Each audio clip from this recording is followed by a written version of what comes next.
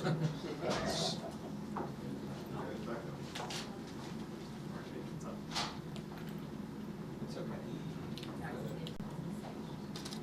Yeah, I'm surprised by how it's put together at the same time. Obviously, depending on how you want to define selling off 10% of the reserve. Messing with a Fed rate. Back then, when we came together yesterday, it was like, no, they didn't have They have versions, but.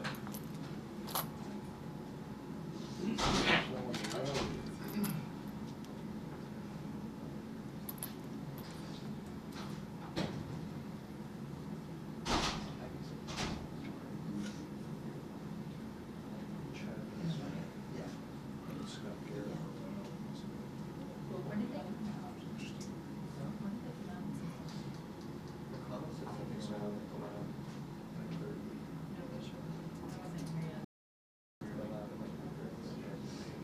Oh, I saw the numbers. Oh, yes, yeah, here's what.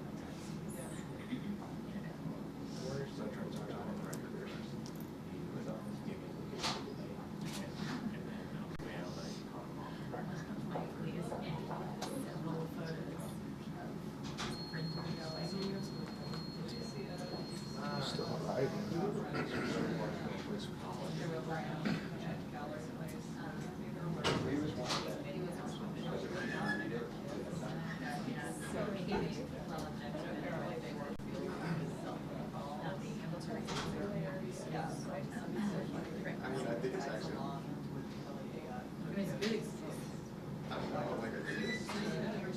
I guess the question You just came out and said it. Jeez. I thought you were dancing around it really well. Goodness. And we're off.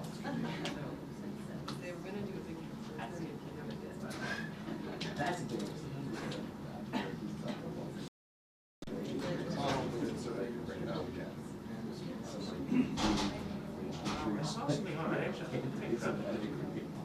This was that they're not doing it until Mississippi's. Yeah. Oh, it's gonna be tweet. Yeah. It's a good way to, it's a good way to.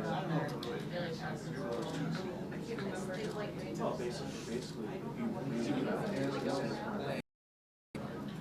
No, I think it's a wrestling shoe. I only saw it. Yeah. But that has nothing to do with the video. Is someone who speaks French who's American more French than? Right. That was my next question. I've never heard, that's the first I've ever heard of it. And I was soon, we were just talking. Really out of like what he told me last week. Yeah. Was that the card? You, were you with Boehner? No. That's why we don't have programs. Well, yeah, no. That's what he said. Why? Yeah. I don't know.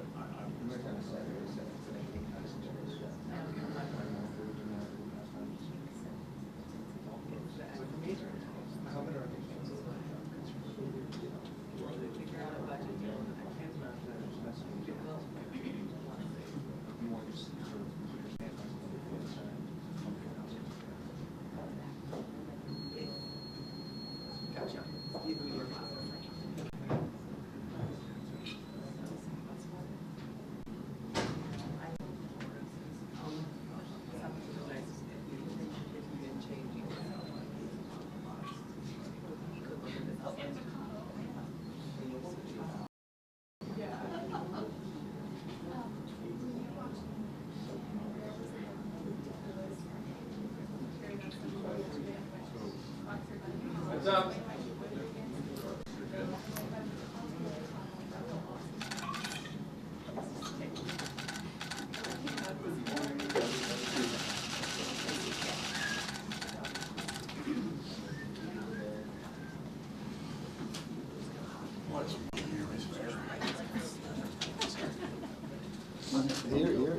You first, Mr. Harper. Right there in the middle. Go ahead. Hello, I'm Greg Harper from Mississippi. The Americans with Disabilities Act was signed into law on July the 26th, 1990. While it was passed in a Democratic-controlled Congress, it was a Republican President, George W. Bush, who signed it, and a key supporter of the law in the House was Republican Jim Sensenbrenner. The purpose of the ADA was and remains millions of Americans with disabilities to be integrated in all aspects of the community: employment, transportation, accessing public services, and also to help them to be as self-sustaining as possible, to make them taxpayers and not dependent upon the state. It's been a very successful law, but we still have a long way to go. Last Congress was a very highly successful one for those with disabilities, with reauthorization of WIOA, with new provisions that will encourage and help those in need. And it will discourage the long-time practice of directing the disabled into segregated work environments. We also were able to pass a very important law, the ABLE Act. With the help of those that are standing here, particularly Kathy McMorris Rogers, I want to thank her. This allows families to do something that's a great American tradition, saving for a rainy day, and to allow that to happen to help those with disabilities without sacrificing access to such things as SSI and Medicaid. As a father of a child with special needs, my son Livingston, who's now 26, has Fragile X. So we're very focused on trying to help those who have intellectual disabilities. So we want to push forward to help, because we know everyone, whether a minor or an adult with special needs, can do better. Thank you. Thank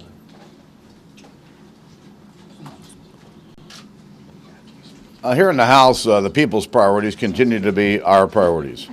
We've enacted the first real entitlement reform in nearly 2 decades. We've passed initiatives to fight human trafficking, improve veterans' care, and most recently to promote free trade and American jobs. This week we'll act to stop EPA regulations that will be killing thousands of jobs here in America. And soon, a National Defense Authorization Bill so that our troops get the pay raise that they deserve. And while the President's Iran deal may have been applauded at the United Nations, I think he faces serious skepticism here at home. Let me just assure you that members of Congress will ask much tougher questions this afternoon when we meet with the President's team. Because a bad deal threatens the security of the American people, and we're going to do everything possible to stop it. Good morning. As the Speaker talked about today, we will have a classified briefing in our House. I continue to see more concerns on our side and on the other side of the aisle as well. I'll highlight one quote that I read this weekend on the basis of the President going to the UN Security Council. This comes from Senator Menendez. The bottom line is the real deal doesn't end Iran's nuclear program, it preserves it. This is a real concern that all Americans have. I recently saw on the Washington Post and ABC, they found that 64% of the people said they were not confident the deal would halt Iran's nuclear ambitions. Today in the hearing, I look forward to the questions, but more importantly, I look forward to the answers. Because the more I hear about disagreement, the more concerned I become. The issues we have before us, this is the most critical. We have to get this right because the world will never be the same. Yesterday, I was proud to join with Speaker Boehner and Kathy McMorris Rogers and Eric Paulson to see the Steve Gleason Act signed by the Speaker, sent over to the President. And I encourage President Obama to sign that legislation, something that I want to also thank our Majority Leader for bringing to the floor last week, where we got a majority, in fact, a unanimous vote on the House floor to stand up for people with ALS and other neuromuscular diseases so that they can have a better way of life. Some really important policy that we passed out of the House. I think this week and through the August recess, you're going to hear a lot of debate and real concern that we're seeing across the country about this Iran deal. As more of the details come out, We've got more and more people expressing concern about how bad of a deal this is for the United States and, of course, our strong ally, Israel, and people throughout the Middle East that are concerned as well about the likelihood of a nuclear arms race being escalated by the ability for Iran to be able to move forward with their nuclear weapons program. In fact, one of the components that came out that's being applauded by Iran is this delay, that you could literally have at least 24 days of delays before we can even inspect certain facilities that are enriching uranium. This is a deal that more and more Americans are looking at, and the more details they find out, I'm very concerned that this is a very bad deal for America. Good morning. And this morning I wanted to join in recognizing Sunday as an important milestone, the 25th of the signing of the Americans with Disabilities Act. Really one of the most important civil rights achievements in American history. And as a legislator, a lawmaker, as well as a mom, one who has special needs, I view this legislation as really an important part of the American commitment and the American leadership that we've seen through the years, that no matter where you come from, no matter your background, that this is the country where you can have a better life. And whether it was this legislation, the ADA, that really has made a huge difference in enhancing the ability of those to succeed, I'm proud of the fact that in this Congress we're continuing to build upon those opportunities and on legislation that will even provide more opportunities for those with disabilities. Whether it was last year's passage of the Workforce Innovation and Opportunity Act, the ABLE Act that is now being passed in state legislatures, or the Steve Gleason Act. This is a Congress that is committed to innovative, common sense solutions that are going to improve people's lives across the board. We've recently saw the passage of the 21st Century Cures legislation. We're focusing on fixing a broken VA. Education legislation that is going to empower local communities and school boards. We are about trusting people to make better decisions and empowering people to make those better decisions in their communities. Independence over dependence. Last week, there was a horrific act of terror in Tennessee. And earlier this year, a young man was arrested at home in Kansas while allegedly attempting a similar attack. These are stark reminders that even here at home, our brave men and women remain targets of those who wish to do us harm. As we continue to honor and pray for the 5 service members who sacrificed everything, we must take action to ensure that this does not happen again. Our military men and women should feel empowered no matter where they are serving. It's indefensible that those we have trained to use firearms to protect us are not afforded the same basic right to bear arms while on duty here at home. I'm joining other members of the House this week to begin an effort to give recruiting centers the option for officers to carry a weapon or have outside security provided. We have the finest military in the world. We need to empower our armed forces with the right to defend themselves and us. Good morning. I'm Ryan Costello, a freshman member from Chester County, Pennsylvania, representing a part of the Philadelphia suburbs, and I serve on the Veterans Affairs Committee. Providing more transparency and accountability at the VA to this Congress. From oversight hearings to site visits to meeting with whistleblowers, we will continue to be unrelenting and thorough in bringing about the much-needed accountability and transparency that our veterans and their families deserve. Our veterans want to know they can see their doctor when they need to. They want the peace of mind to know that the benefits they need and deserve will be paid on time. I listened to the President's speech at the Pittsburgh VFW, and he didn't offer a real long-term plan, even as wait times continue. We're tired of nice-sounding words and promises that have proven empty. In the absence of presidential leadership on this issue, the House will continue to lead.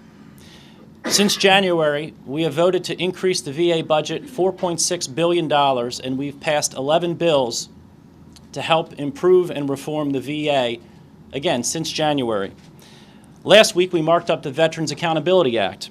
I think we can all agree that streamlining the process by which we terminate dishonest and incompetent employees is a good thing. It's going to provide the VA leadership much needed help. You cannot change employee morale nor the culture of a bureaucracy without empowering those in charge to get rid of bad actors.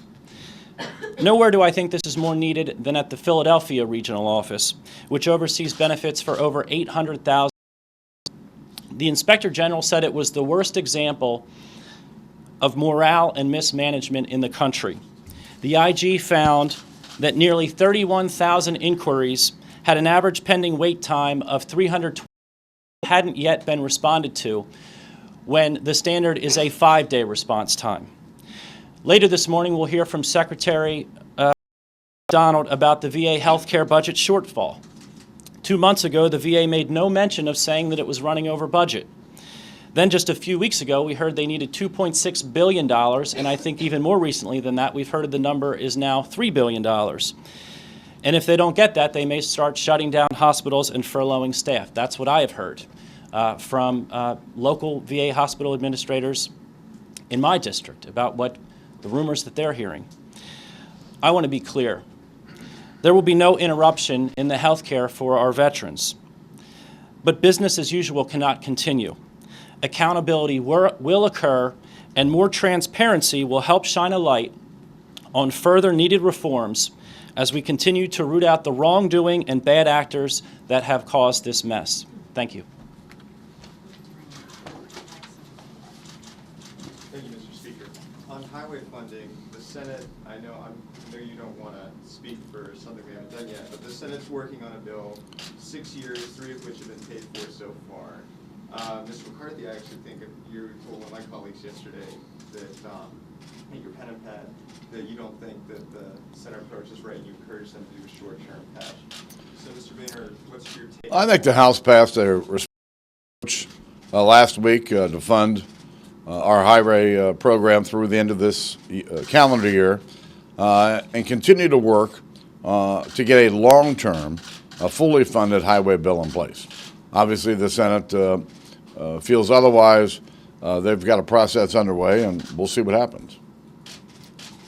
You've had 2 months to review the Frank Kinsey case.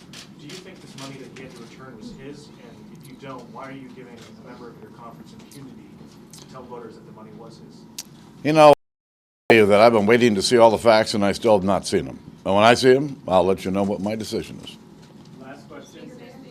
Have you reached any resolution on the Confederate flag issue? No.